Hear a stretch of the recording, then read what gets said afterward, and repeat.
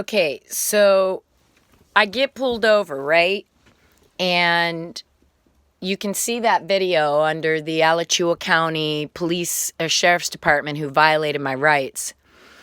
And I make a series of phone calls. I'm told, first of all, that in order for me to make a complaint against the Alachua Sheriff's Department, that I have to complain to the Alachua Sheriff's Department, which one is an issue to me. I'm going to complain to the agency that employs the sheriff that violated my constitutional rights. Yeah, I mean, that makes a lot of sense, right? So then, after I speak to the Sergeant Beck, he tells me in our conversation that they viewed the dash cam and they don't think that the officers did anything wrong. So I'm going to link the other video to this one so you can tell me whether you think they did anything wrong. And this is only from my video recorder. You don't see how they get on my back, how they choke me with my purse, and other things. All you see is them breaking my window, a police officer not identifying himself after being asked multiple times, and they harm me. I mean, today is the 9th or 10th of January, and on the 21st was when this happened. And as you can see, my knee is still bandaged by a doctor.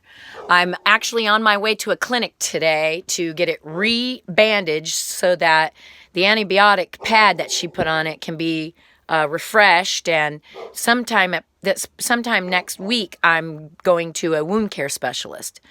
So the fact that you have to report to the agency that harmed you to make a complaint is bullshit. It's like complaining to the doctor's office of the doctor that hurt you, like they're going to really do anything about it. And I said to Sergeant Beck, oh, I get it. It's the blue boy game, right? Y'all going to protect each other no matter what? I said, according to Title 18 of the United States Federal Code under subsection 242, it states that anyone who's acting under color of law, whether it's a statute, an ordinance, it doesn't matter. If you're acting under color of law, whoever acts under color of law and causes a person in any state or county or any territory to be deprived of their rights, they're guilty, period. So I don't know what I'm going to do, but these dirty, unconstitutional law code enforcers, civil code enforcers are going down. I've had enough. They're guilty of treason. They're guilty of harming the American people. They do not protect and serve. They violate their oath at every time they turn around. And all they're doing is enforcing codes, statutory codes. Go look up the Black's Law Dictionary in the 7th edition on page 1424. It defines a statutory instrument, such as a ticket, where there's statutory codes written on it, as being a British regulation or order.